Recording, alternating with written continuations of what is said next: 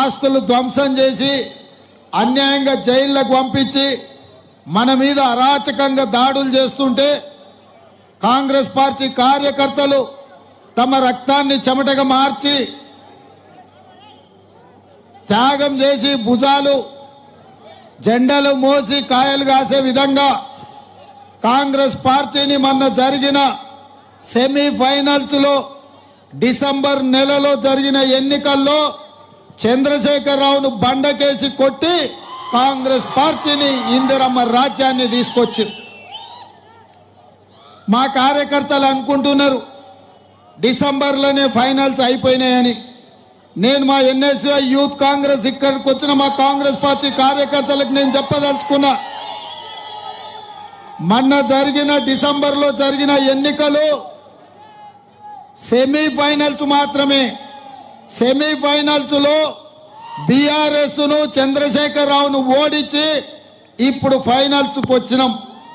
ఈ ఫైనల్స్లో బీజేపీ నరేంద్ర మోడీ అమిత్ షా టీమును ఓడించి ఫైనల్స్ గెలవడం ద్వారా రాహుల్ గాంధీ గారిని దేశానికి ప్రధానమంత్రిని చేయాలి. చేవెళ్ల పార్లమెంటు నియోజకవర్గంలో డాక్టర్ రంజిత్ రెడ్డిని మనం ఎంపీగా గెలిపించాలి. అప్పుడే మనం ఫైనల్స్ గెలిచినట్టు. ఇవాళ చంద్రశేఖరరావు బయలుదేరిండు. ఒక రెండు ముచ్చట్లు ఆయన గురించి కూడా మనం మాట్లాడుకోవాలి. ఆయన కొడుకు నిన్న మాట్లాడతా మా కారు ఖరాబ్ అయింది, షెడ్డుకు పోయింది, మళ్ళీ వస్తుంది అంటుండు. నేను కేటీఆర్కి చెప్పదలుచుకున్నా, అయ్యా మీ కారు ఖరాబ్ కాలే, అనుం చెడ్డది, కార్ఖానకు పోయింది, ఇంకా వాపసు రాదు, తూకం కింద ఈ పక్కనే ఉండే మా జుమరాత్ బజార్లో రాత్రిపూట తూకం కింద అమ్మాల్సిందే, ఇక మళ్ళా వాపసు రాదు. కొడుకుకు తెలియనట్టుంది కానీ తండ్రికి తెలిసింది. అందుకే తండ్రి నిన్న బస్సు వేసుకొని బయలుదేరిండు. ఇక ఆయన వెనకాల ఓ పక్కన జగదీశ్వర్ రెడ్డి, ఇంకొక పక్కన ఇక సిల్లరగాళ్ళు బుడర్ఖాన్లను అందరిని నెంబడేసుకొని తిరుగుతున్నాడు. ఆయనను చూస్తుంటే వెనకడికి ఎవడో తిక్కలోడు తిరునాళ్ళకు పోతానంట, ఎక్కనిక దిగనికనే సరిపోయిందంట మొత్తం జాతర.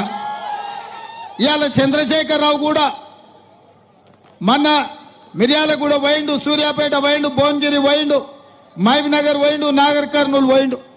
ఆయన ఏం చేసిండో చెప్తలేడు. 10 ఏళ్ళు ఏం వెలుగబెట్టిండో, తెలంగాణ ప్రజలకి ఏమి అభివృద్ధి చేసిండో చెప్తలేడు. 100 రోజుల్లో రేవంత్ రెడ్డి ఏం చేయలేదు. అర్జెంటుగా రేవంత్ రెడ్డి దిగిపోవాలి, నేను ముఖ్యమంత్రి కావాలి అంటుండు.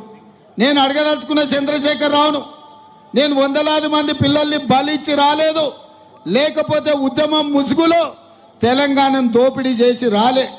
నీ అవినీతి మీద, నీ అరాచకం మీద, నీ దోపిడీ మీద, నీ దొంగతనాల మీద, నీ ఆధిపత్యం మీద, నీ గడీల ముందల తెలంగాణ ప్రజల్ని బానిసలుగా చూసినందుకు గజ్వేల్ ఫామ్ హౌస్లో నిన్ను బొందబెట్టి ఈ కార్యకర్తలు ఇందిరమ్మ రాజ్యం తెచ్చారు.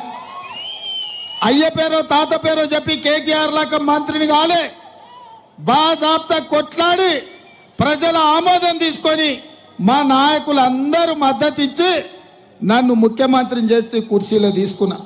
అల్లా తప్పగా రాలే బిడ్డ, నువ్వు అనుకుంటే దిగిపోనికే. నువ్వేదో తమాషా అనుకుంటున్నావు, ఏడాది తిరిగే లోపల మళ్ళీ అవుతాని. ఏడాది కాదు చంద్రశేఖరరావు, నీ జీవితంలో మళ్ళీ పదవి అనేది లేదు. నీ పదవి అయిపోయింది, నీ మందు సీస ఖాళీ అయిపోయింది. ఇక నీ జీవితంలో పదవి అనేది నీ కళ్ళతో చూడలేవు.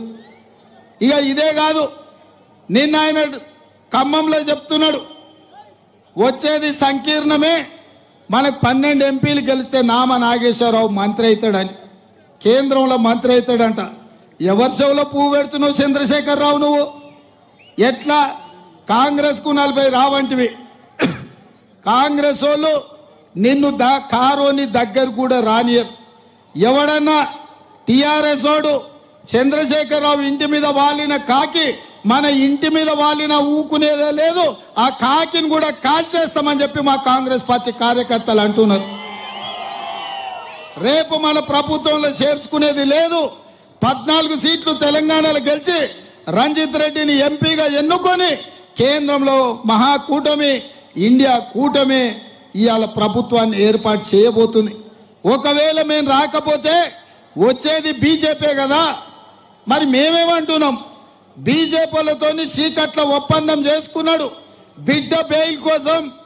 ఈ చేవెళ్ల నియోజకవర్గంలో కాసాని జ్ఞానేశ్వర్ను ఒక బలైన వర్గాలకు సంబంధించిన ముదిరాజు బిడ్డను ఎన్నికల్లో పెట్టి ఆయన ఎన్నికలు కూడా ప్రచారం చేస్తలేరు. ఈడ మా అక్క సబితమ్మ పొద్దటిపూటనేమో కారు గుర్తు అంటుంది, రాత్రిపూటనేమో కమలం గుర్తు అంటుంది. ఇది నిజం కాదా? నిజమా కాదా?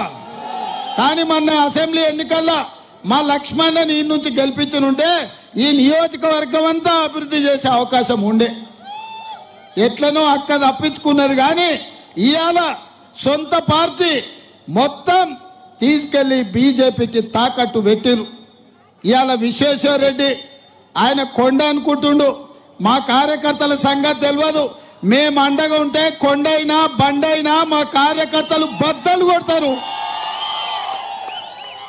ఆయన కార్యకర్తలు ప్రజలు పోతే అపాయింట్మెంట్ తీసుకొని రావాలంటుండంట. అపాయింట్మెంట్ ఏమన్నా నీ దగ్గర వ్యాపారం చేయడానికి వచ్చిండ్రా, లేకపోతే నీ దవాఖానలు ఏమన్నా దుడ్లు తక్కువ చేయమని వచ్చిండ్రా? నీకు ఓట్లు వేసినందుకు వాళ్ళకి సమస్య ఉన్నప్పుడు వాళ్ళు వచ్చి కలుస్తారు. విశ్వేశ్వరరెడ్డి కలవాలి, శాతనైతే సాయం చేయాలి, నీ దవాఖానలు ఏమన్నా ఉంటే ఫీజులు తగ్గించాలి. అందుకే ఇవాళ విశ్వేశ్వరరెడ్డి రాజకీయాన్ని కూడా ఒక వ్యాపారం లాగా చూస్తున్నాడు, లాభసాటి వ్యవహారంగా చూస్తున్నాడు. ఎంత పెట్టుబడి పెట్టినా ఎంత లాభం వచ్చిందని చూస్తున్నాడు. అట్లాంటి వాళ్లకు రాజకీయం కుదరదు. ప్రజా జీవితానికి విశ్వేశ్వరరెడ్డి గారు ఉపయోగం లేదు. నీ దగ్గర ఎట్లాగూ 1000 కోట్లు ఉన్నాయి. మీ మోడీని అడిగి ఉత్తరప్రదేశ్లోనో బీహార్లోనో రాజస్థాన్లోనో రాజ్యసభ తెచ్చుకో విశ్వేశ్వరరెడ్డి. ఇక్కడ నీకు ప్రజలు ఓట్లు వేయరు. 5 ఏళ్ళు నిన్ను గెలిపిస్తే 5 పైసలు కూడా ఈ చేవెళ్ళకు తీసుకురాలి. ఆనాడు చంద్రశేఖరరావే ప్రభుత్వం ఉండే, నువ్వే ఎంపీగా ఉంటివి. మళ్ళీ ఇవాళ 10 ఏళ్ళు తెలంగాణను మోసం చేసిన మోడీ పక్కన చేరి ఇవాళ మోడీ తరఫున ఓట్లు అడుగుతున్నావు. నేను సూటిగా అడుగుతున్నా విశ్వేశ్వరరెడ్డి గారిని. ఆనాడు కాంగ్రెస్ పార్టీ సోనియా గాంధీ గారు ఔటర్ రింగ్ రోడ్డు చుట్టూత ఐటీఐఆర్ కారిడార్ ఇస్తే ఆ ఐటీఐఆర్ కారిడార్ ద్వారా వేలాది కోట్ల రూపాయల పెట్టుబడులు తెలంగాణకు వచ్చి లక్షలాది ఉద్యోగాలు ఈ ప్రాంతంలో వచ్చేది. ఐటీ పరిశ్రమలతోని ఈ ప్రాంతం అంతా అభివృద్ధి చెందేది. ఈ మహేశ్వరం అంతా కలకలలాడేది. అట్లాంటి ఐటీఐఆర్ను నరేంద్ర మోడీ గారు రద్దు చేసిండ్రు. నువ్వెందుకు నరేంద్ర మోడీకి వద్దని చెప్పలేదు అని నేను విశ్వేశ్వరరెడ్డిని అడుగుతున్నా. బయ్యారం ఉక్కు కర్మాగారం సోనియామ్మ ఇచ్చింది, అది రద్దు చేసిండు. కాచిపేటలో రైల్వే కోచ్ ఫ్యాక్టరీ ఇచ్చిండు, అది రద్దు చేసిండు. ఐఐటి ఇచ్చిండు, ఐఐఎం ఇచ్చిండు. ఇట్లా ప్రతిదీ ఆనాడు కాంగ్రెస్ ఇచ్చినవి రద్దు చేసిండు. ఇక నరేంద్ర మోడీ కూడా 2 సార్లు 10 ఏళ్ళు మనకు హామీలు ఇచ్చిండు. సంవత్సరానికి 2 కోట్ల ఉద్యోగాలు ఇస్తా అన్నాడు. 10 ఏళ్లలో 20 కోట్ల ఉద్యోగాలు ఇవ్వాలి. ఆ లెక్కన తెలంగాణకు 72 లక్షల ఉద్యోగాలు రావాలి. మరి ఇవాళ తెలంగాణకు కేంద్ర ప్రభుత్వం ఉద్యోగాలు ఇవ్వకపోవడం వల్ల 40 లక్షల నిరుద్యోగ యువకులు ఇవాళ తెలంగాణలో దిల్సుఖ్ నగర్లో, అశోక్ నగర్ చౌరస్తాలో, అమీర్పేట చౌరస్తాల నిరుద్యోగులుగా తిరుగుతున్నారు. అదేవిధంగా రైతుల ఆదాయం 2 చేస్తా అన్నాడు. రైతు వ్యతిరేక నల్ల చట్టాలు తెచ్చాడు. పేదోళ్ళ ఖాతాల స్విస్ బ్యాంకులో లక్షల కోట్ల నల్లధనం ఉంది. ఆ నల్లధనం తెచ్చి ప్రతి పేదవాళ్ళు, ముఖ్యంగా మా అక్కల ఆడబిడ్డల ఖాతాలల్లో 15 లక్షల రూపాయలు వేస్తా అన్నాడు. అక్క 1 రూపాయని వేసిండా మోడీ? 15 లక్షలు వేసిండా? 15,000 వేసిండా? 15 రూపాయలన్నీ వేసిండా? 15 పైసలన్నీ వేసిండా? విశ్వేశ్వరరెడ్డి వచ్చి అడుగుదురా మా అక్కల్ని. మోడీ గారు దుడ్డు కూడా ఇయ్యలే. ఇట్లా అన్ని రకాలుగా మోసం చేసిండు. మరి ఇవాళ చంద్రశేఖరరావు మోసం చేసినందుకు కర్రు కాల్చి వాత పెట్టిరు. ఇక నరేంద్ర మోడీ కూడా గదే బాటలు నడిచిండు. ఇవన్నీ చూసన్నా ఇవాళ నరేంద్ర మోడీ గారు తెలంగాణకు వచ్చిండ్రు. మీడియా మిత్రులారా, మీరు ప్రజలకు చూపించాలి. ఇప్పుడు నేను మాట్లాడుతున్నది, ఈ దేశ ప్రధానమంత్రి 10 సంవత్సరాలు ఈ దేశాన్ని వెళ్ళిన ప్రధానమంత్రి తెలంగాణ రాష్ట్రానికి వచ్చి 10 ఏళ్లలో ఇచ్చిన మాట, బయ్యారం ఉక్కు కర్మాగారం గురించి మాట్లాడలే, కాచిపేట రైల్వే కోచ్ ఫ్యాక్టరీ గురించి మాట్లాడలే, ప్రాణహిత చేవెళ్ళ ఎత్తిపోతల పథకాన్ని జాతీయ ప్రాజెక్టు చేస్తా అనలే. పాలమూరు రంగారెడ్డి ఎత్తిపోతల ప్రాజెక్టును జాతీయ ప్రాజెక్టు చేస్తా అని చెప్పలే. మన ఐటీఐఆర్ కారిడార్ గురించి చెప్పలే. ఐఐఎం ఐఐటి గురించి చెప్పలేదు. ఆయన చిల్లర మల్లర రాజకీయాల గురించి మాత్రమే మాట్లాడాడు. గతం మోసం కాదు, భవిష్యత్తులో ఏం చేస్తాడో కూడా ఒక్క మాట చెప్పలే. ఈసారి తెలంగాణ నుంచి ఓట్లు సీట్లు అడుగుతున్నావు కదా, తెలంగాణ రాష్ట్ర ఏర్పాటు ప్రక్రియనే పార్లమెంటులో తప్పు పట్టిండు, కాంగ్రెస్ను ప్రశ్నించిండు. ఏమంటాడు ఆయన? సోనియా గాంధీ లైవ్లు బంద్ చేసి, తలుపులు బంద్ చేసి, తెలంగాణ బిల్లు పాస్ చేసి తల్లిని చంపి బిడ్డను బతికిచ్చిండు అన్నాడు. దానికన్నా క్షమాపణ చెప్తాడేమో మోడీ అని నేను చూసిన. అది కూడా చెప్పలే. రేపు ఎన్నికల తర్వాత తెలంగాణకి ఏమిస్తాడో, ఏమి తెస్తాడో ఒక్క మాట కూడా చెప్పలే. ఆయన ఉపన్యాసం అంతా ఇన్నా తెలంగాణకి ఏమన్నా చేస్తాడేమో అభినందిద్దామని. పోని 100 రోజుల్లో మనం ప్రభుత్వం చేసిన ఒక్క విషయానన్నా వారు ప్రస్తావిస్తారేమో, ఇది మంచి చేసిండి పిల్లగాడు పర్వాలేదు అంటాడేమని. వచ్చిన మొదటి 48 గంటల్లోనే ఈ రాష్ట్రంలో 35 కోట్ల మంది ఆడబిడ్డలు ఆర్టీసీలో ఉచితంగా ప్రయాణం చేసే అవకాశం ఇవాళ మన పార్టీ ఇచ్చింది. అదేవిధంగా 500 రూపాయలకే ఆడబిడ్డలకు సిలిండర్ ఇంటికాడ ఇచ్చినాం. ఇదే కాదు, ఆర్థిక భారం ఆడబిడ్డలనే ఉంటుంది. కరెంటు బిల్లు కట్టాలంటే ప్రతి పేద వాళ్లకు 200 యూనిట్లు ఉచితంగా ఆడబిడ్డలకే ఈరోజు సహాయం అందేటట్టు నిర్ణయం చేసినాం. ఇన్ని రకాలుగా తెలంగాణ రాష్ట్రంలో ఆడబిడ్డలను ఆదుకోవడమే కాకుండా రాజీవ్ ఆరోగ్యశ్రీ ద్వారా 10 లక్షల రూపాయలతోని పేదలకు ఉచిత వైద్యాన్ని అందించడం. ఇదైనా మాట్లాడతాడేమని చూసిన. ఇదే కాదు, ఇవాళ ఇందిరమ్మ ఇల్లు పేదలు కట్టుకోనికే 4,50,000 ఇల్లు 22,500 కోట్ల రూపాయలతోని తెలంగాణ మొత్తం ఇల్లు ఇస్తున్నాం. అది కూడా మాట్లాడలే. అదేవిధంగా 3 నెలల్లో 30,000 ప్రభుత్వ ఉద్యోగాలు ఎల్బీ స్టేడియంలో పిలిచి 30,000 కుటుంబాలను అక్కడికి రప్పించి వాళ్ళ పిల్లలకు ఉద్యోగాలు ఇచ్చి వాళ్ళ తల్లిదండ్రుల కళ్ళల్లో ఆనందాన్ని మేము చూసినాం. అదైనా అభినందిస్తాడేమనుకున్నా, కానీ అది కూడా అభినందించలే. బీసీ జనాభా లెక్కలు కట్టి బీసీలు ఎంతమంది ఉందో లెక్క తీసి రిజర్వేషన్లు పెంచి నిధులు కూడా వాళ్ళకు ఇవ్వాలి అని మా ప్రభుత్వం నిర్ణయం తీసుకున్నది. నేను ఓబీసీని అని చెప్పుకునే నరేంద్ర మోడీ మీ బీసీ సోదరుల కోసం మా ప్రభుత్వ నిర్ణయాన్ని మీరు ఎందుకు అభినందించలేదని నేను అడుగుతున్నా. ఇవన్నీ పక్కన పెట్టుర్రి. ఇవాళ దేశాన్ని పట్టి పీడిస్తున్నది డ్రగ్స్, గంజాయి. అట్లాంటి డ్రగ్స్, గంజాయి మీద ఉక్కు పాదం మోపి ఎక్కడ పాతాళంలో దాచుకున్నా గంజాయి అమ్మేటోని, డ్రగ్స్ వాడేటోని పట్టుకొచ్చి ఈడ్చుకొచ్చి పోలీస్ స్టేషన్లలో వేసి బట్టలు పదిసి కొట్టి జైలుకు పంపిస్తున్నాం. ఇవాళ మా రాష్ట్రంలో మేము డ్రగ్స్ నిషేధిస్తుంటే ఏ మూలాలు ఎత్తికినా ఆ మూలాలు గుజరాతులనే వెళ్తున్నాయి. మీ రాష్ట్రంలో చేయలేని పని డ్రగ్స్ మీద ఉక్కు పాదం మేము మోపినాం. ఇదైనా నరేంద్ర మోడీ గారు అభినందిస్తారేమో అనుకున్నా, కానీ నరేంద్ర మోడీ గారు ఆ పని చేయలే. ఆయన ఒకటే తిట్లకెత్తుకున్నాడు. నాకు అనుమానం వచ్చింది. నిన్న మొన్న ఎప్పుడు చూసినా కేసీఆర్కి ఇవ్వేది ఇచ్చేది. ఆ రఘునందన్ రావు ఈ చంద్రశేఖరరావు స్పీచ్ను ఎత్తుకపోయి నరేంద్ర మోడీకి ఇచ్చినట్టున్నాడు. సార్ నువ్వు ఇది మాట్లాడని. ఎందుకంటే గత 3-4 ఏళ్ల నుంచి చంద్రశేఖరరావు ఏం తిట్టిండో కాంగ్రెస్ను, నన్ను ఇవాళ నరేంద్ర మోడీ గారు కూడా గవ్వే తిట్లు తిట్టిండయా. అది చంద్రశేఖరరావు ఉపన్యాసం నకలు కొట్టిండు నరేంద్ర మోడీ తప్ప అందులో కొత్తదనం ఏం లేదు. నన్ను తిడితే ఏమొస్తుందా? నువ్వు ఈ దేశ ప్రధానమంత్రివి, 10 ఏళ్ళు ప్రధానమంత్రిగా, 13 ఏళ్ళు గుజరాత్ ముఖ్యమంత్రిగా పనిచేసినావు. వయస్సులో, అనుభవంలో, అధికారంలో ఓ రాష్ట్రానికి ఓ పిల్లగాడు, ఒక యువకుడు ముఖ్యమంత్రి ఉంటే నువ్వు పెద్ద మనిషి చేసుకొని 4 సూచనలు చేయాలి, 10 సలహాలు ఇవ్వాలి, 10 రూపాయలు ఈ రాష్ట్రానికి బడ్జెట్ ఇచ్చి మన మూసీ రివర్ డెవలప్మెంట్ ఫండ్ కోసం ఓ 20,000 కోట్ల రూపాయలు ఇచ్చి ఉండాల్సింది. మన మెట్రో రైలు ఇవ్వాలా నాగోల్ నుంచి ఎల్బీ నగర్ నుంచి ఓవైసీ హాస్పిటల్ నుంచి P7 రోడ్ అక్కడి నుంచి అంతర్జాతీయ ఎయిర్పోర్ట్ కు రోడ్ అనుకున్నాం. ఎల్బీ నగర్ నుంచి హయత్ నగర్ వరకు మెట్రో అనుకున్నాం. హైటెక్ సిటీ నుంచి గచ్చిబౌలి ఫైనాన్షియల్ డిస్ట్రిక్ట్ వరకు అనుకున్నాం. చందానగర్ నుంచి BHL రామచంద్రాపురం వరకు మెట్రో వేసుకుందాం అనుకున్నాం.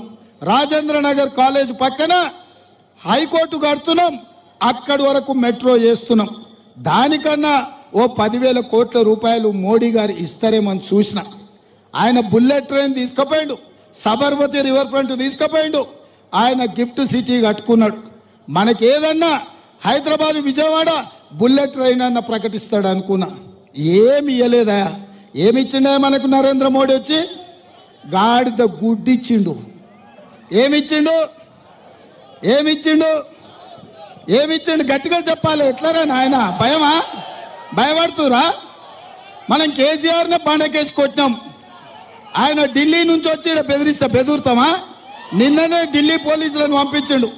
ఈడీ, ఇన్కమ్ ట్యాక్స్, CBI అయిపోయింది, ఏం కాలేదు. ఢిల్లీ పోలీసులను గాంధీ భవన్కు పంపించండు, రేవంత్ రెడ్డిని పట్టుకురాపోండి అని. మీ రేవంత్ అని ఎప్పుడైనా భయపడ్డా? చంద్రశేఖరరావు శర్లపల్లి చెంచల్ కూడా పంపిస్తే ఊరుకున్నామా? గద్దె దించినాం కదా.